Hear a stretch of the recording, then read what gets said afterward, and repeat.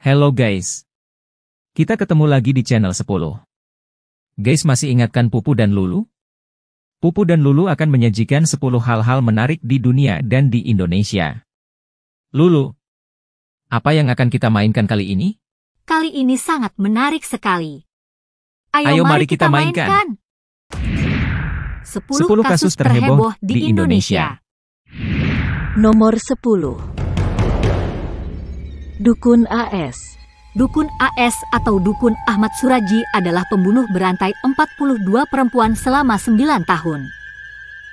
Dukun AS, warga desa C Semayang Deli Serdang, menghabisi korban-korbannya itu dengan motif karena wangsit dari mendiang ayah yang memerintahkannya untuk membunuh 70 perempuan agar jadi sakti mandraguna. Semua korban merupakan pasien perempuan yang ingin mendapatkan ilmu pengasihan atau penglaris. Dukun AS meminta setiap kliennya membawa kembang telon, kemenyan putih, kemenyan Arab dan sepasang jeruk purut dan tak boleh memberitahukan kepada orang lain. Mereka harus bersedia diikat dan dikubur setengah badan di tempat ritual yang sunyi pada malam hari. Dukun AS menutup mulut dan hidung korban sambil mencekik leher mereka sampai mati. Korban tak bisa berontak karena hampir seluruh badannya sudah terkubur di dalam tanah. Aparat Mapolsek Sunggal menemukan 42 rangka manusia di ladang tebu di Dusun Aman Damai. Rata-rata korban berumur 13-27 tahun. Dukun AS, yang saat itu berusia 59 tahun, berakhir dengan putusan hukuman mati pada 10 Juli 2008 setelah upaya mengajukan kasasi hingga mengajukan gerasi ke Presiden ditolak. Selain penggunaan pasal 64 KUHP, kasus Dukun AS dianggap lebih tepat jika menggunakan pasal 340 dibandingkan pasal 338 KUHP. Dukun AS divonis hukuman mati pada tanggal 27 April 1998 oleh Majelis Hakim Pengadilan Negeri Lubuk Pakam. Vonis ini ditetapkan karena Dukun AS terbukti bersalah melakukan pembunuhan terhadap 42 wanita. Pada hari Kamis tanggal 10 Juli 2008 pukul 22, Dukun AS dihukum mati oleh tim eksekusi Brigadir Mobil Kepolisian Daerah Sumatera Utara. Nomor 9. Angelin Megawe. Angelin Megawe dilaporkan hilang pada 2015. Beberapa pekan kemudian, ia ditemukan tewas dan dikubur Margriet, ibu angkatnya sendiri, di Bali. Angelin dikabarkan keluarga angkatnya telah menghilang dari rumah selama 3 hari. Pusat Pelayanan Terpadu Pemberdayaan Perempuan dan Anak P2TP2A Kota Denpasar yang menangani kasus ini mulai mencium keanehan di rumah itu. P2TP2A curiga Angelin tidak hilang diculik atau diambil orang, tapi dibunuh dan telah dikubur. Apalagi, menurut Aris Merdeka Sirait, ia mencium bau kurang sedap di seputar rumah itu. Angeline ditemukan dalam keadaan sudah menjadi mayat dan dikubur di halaman belakang rumah ibu angkatnya. Dalam persidangan di Pengadilan Negeri Denpasar, Margriet disebutkan memukul korban hingga mengucurkan darah dari kedua telinga dan hidungnya di kamarnya. Pelaku juga beberapa kali memukul wajah korban dengan tangan kosong dan menjambak rambut korban dan membantingnya sampai mati.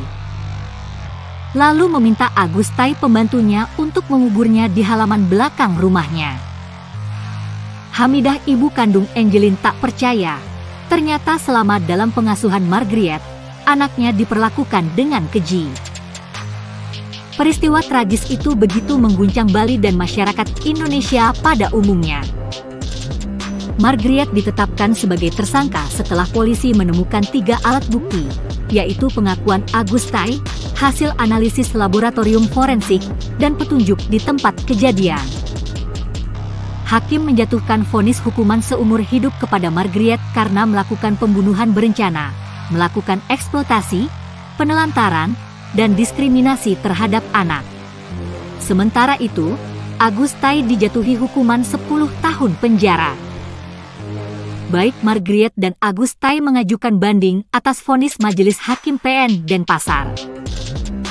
Dalam memori banding, Margriet menyatakan dalam video bahwa Agustai merupakan pelaku pembunuhan Angeline. Namun demikian, pada Mei 2016, Hakim PT Bali menguatkan vonis yang dijatuhkan oleh PN Denpasar. Kembali tidak puas atas vonis hakim, keduanya mengajukan kasasi ke Mahkamah Agung.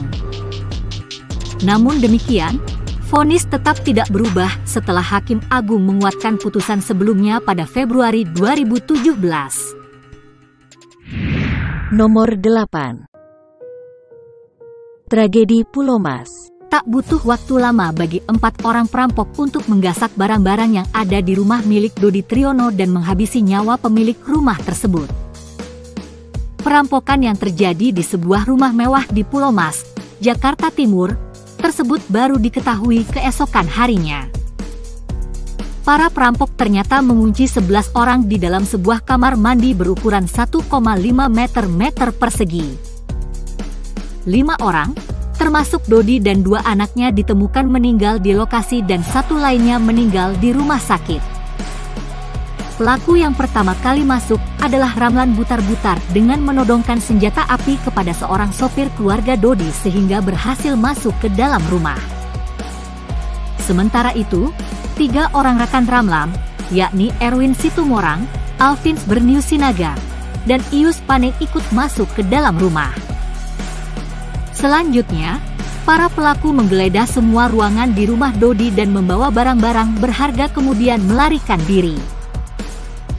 Kasus ini terbongkar karena polisi mendapatkan laporan dari teman dari anak Dodi yang berencana untuk jalan-jalan pada hari Senin itu. Tidak lama berselang polisi berhasil menangkap keempat orang pelaku tersebut.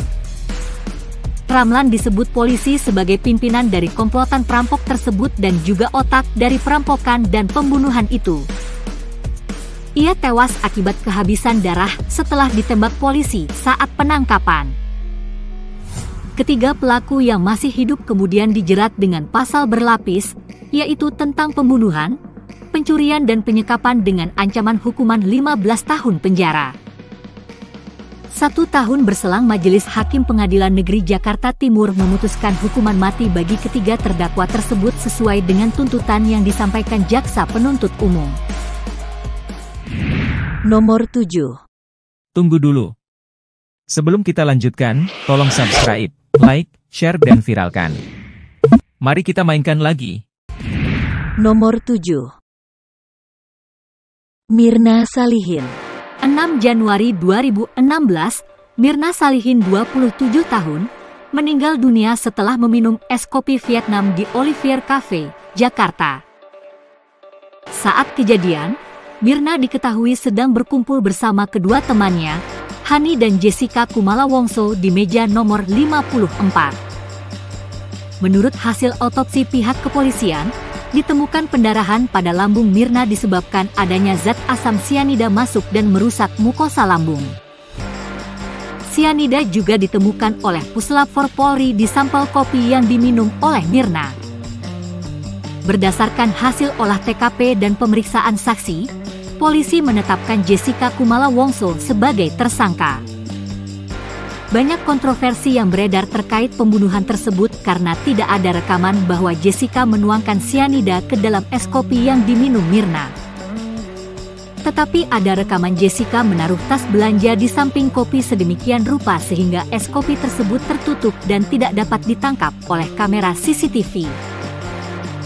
Jaksa menyebutkan bahwa Jessica diyakini terbukti bersalah meracuni Mirna dengan menaruh racun sianida dan menutupi aksinya dengan cara meletakkan 3 kantong kertas di meja nomor 54.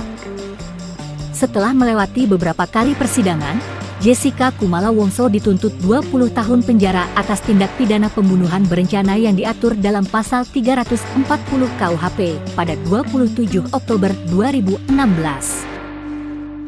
Pada tahun 2023 kasus ini kembali heboh dengan ditayangkan film dokumenter terbaru Netflix, Ice Cold Murder, Cafe and Jessica Wongso sudah resmi tayang pada Kamis, 28 September 2023. Film ini menyoroti salah satu kasus hukum yang paling menarik perhatian di Indonesia, yaitu pembunuhan Mirna Salihin oleh terdakwa Jessica Wongso yang kini menjalani hukuman penjara.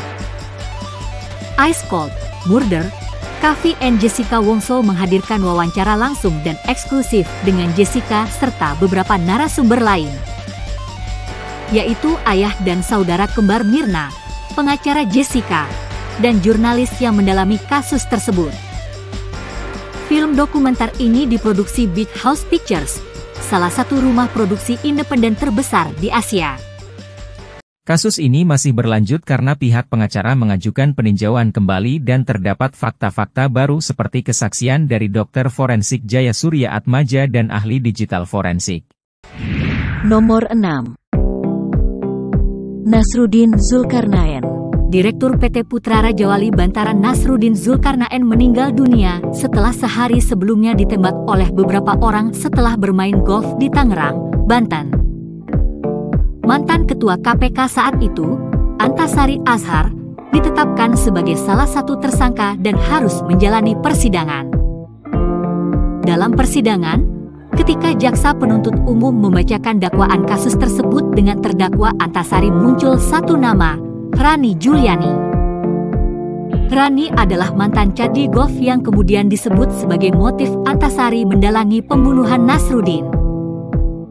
Bahkan, dalam persidangan, kasus pembunuhan itu malah dikaitkan dengan kisah cinta segitiga dan Rani yang adalah istri ketiga almarhum Nasruddin.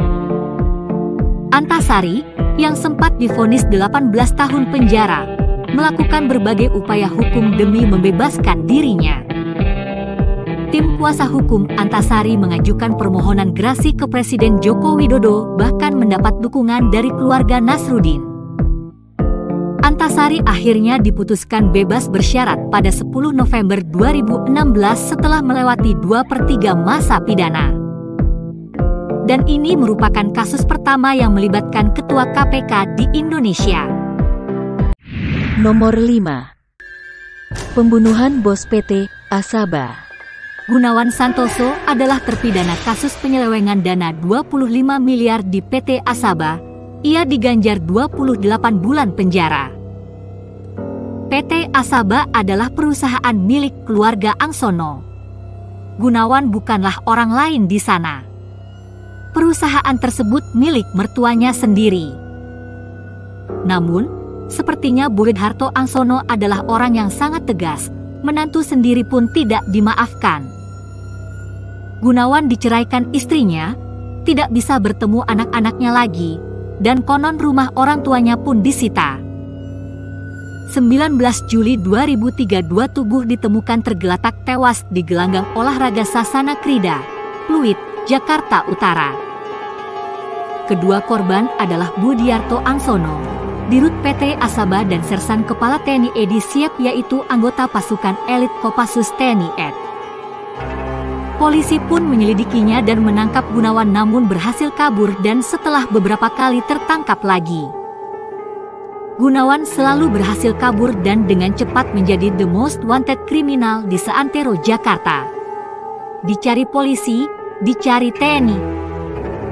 Hidup dalam pelarian tidak membuat Gunawan menderita. Ia masih bergelimpangan harta. Hingga akhirnya ia dijebloskan ke LP Nusa Kambangan dengan vonis hukuman mati. Nomor 4. Munir. Munir Said Talib, SH dibunuh dengan cara diracuni menggunakan arsen. Munir adalah seorang aktivis hak asasi manusia Indonesia dan salah satu pendiri lembaga swadaya masyarakat. Pada saat menumpangi Garuda Indonesia penerbangan 974 dari Jakarta menuju Amsterdam pada bulan September 2004. 3 jam setelah pesawat lepas landas dari Singapura, awak kabin melaporkan bahwa seorang penumpang bernama Munir menderita sakit. Munir bolak-balik ke toilet. Pilot meminta awak kabin untuk terus memonitor kondisi Munir. Munir pun dipindahkan duduk di sebelah seorang penumpang yang kebetulan berprofesi dokter yang juga berusaha menolongnya pada saat itu. Penerbangan menuju Amsterdam menempuh waktu 12 jam, namun 2 jam sebelum mendarat di Amsterdam, saat diperiksa, Munir telah meninggal dunia. Setelah diselidiki maka hakim menyatakan bahwa Polikarpus, seorang pilot Garuda yang sedang cuti, adalah pelakunya. Polikarpus menaruh arsenik dalam makanannya karena dia ingin mendiamkan pengkritik pemerintah tersebut. Hakim Cicut Sutiarso menyatakan bahwa sebelum pembunuhan, Polikarpus menerima beberapa panggilan telepon dari agen intelijen senior. Pada 19 Juni 2008, Maijen Muhdi Purwopranjono ditangkap dengan dugaan kuat bahwa dia adalah otak pembunuhan Munir. Beragam bukti kuat dan kesaksian mengarah padanya. Namun, pada 31 Desember 2008, Muhdi divonis bebas. Vonis tersebut sangat kontroversial dan kasus ini ditinjau ulang, serta 3 hakim yang memvonisnya juga diperiksa. Polikarpus adalah ex-pilot maskapai Garuda Indonesia yang divonis 14 tahun penjara setelah dinyatakan terbukti bersalah dalam kasus meninggalnya Munir pada 7 September 2004. Setelah menjalani masa tahanan 8 tahun, ia dinyatakan bebas bersyarat sejak 28 November 2014. Polikarpus dinyatakan terlibat dalam pembunuhan berencana Munir pada 7 September 2004.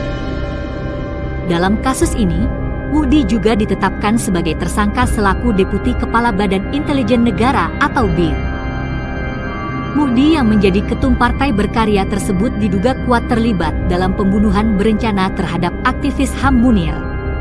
Namun, pada 31 Desember 2008, Muhdi divonis bebas oleh PN Jakarta Selatan.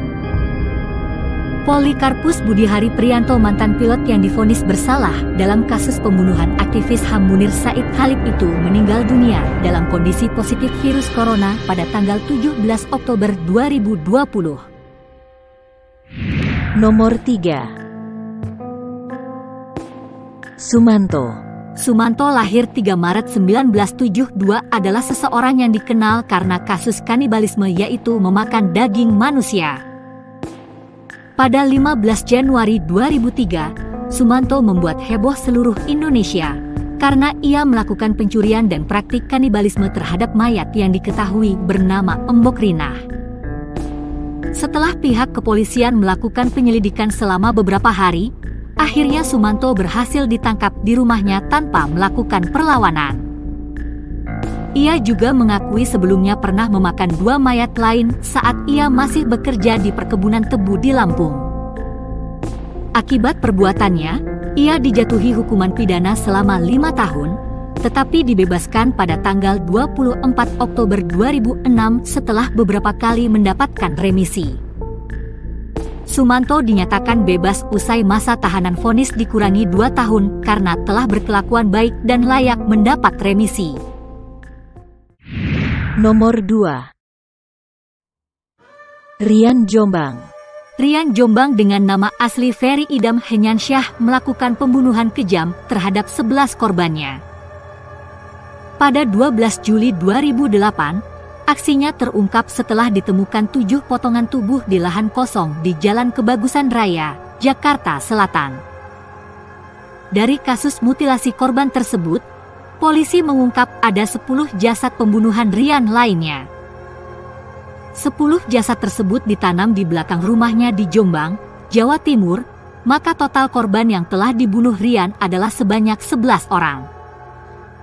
Rian diadili di PN Depok dengan hukuman mati pada 6 April 2009. Rian sempat mengajukan banding dan kasasi, tapi majelis hakim bersikeras Rian harus dihukum. Nomor 1. Ferdi Sambo. Pembunuhan Brigadir Polisi Nofriansyah Yosua Huta Barat alias Brigadir J terjadi pada tanggal 8 Juli 2022 di rumah dinas Inspektur Jenderal Polisi Ferdi Sambo di Duren 3, Jakarta.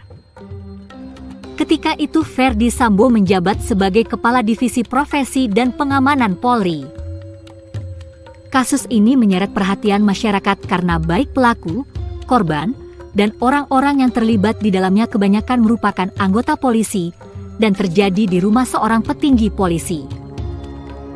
Pengungkapan peristiwa ini ke masyarakat juga menunjukkan kejanggalan karena baru disampaikan 3 hari setelah terjadi.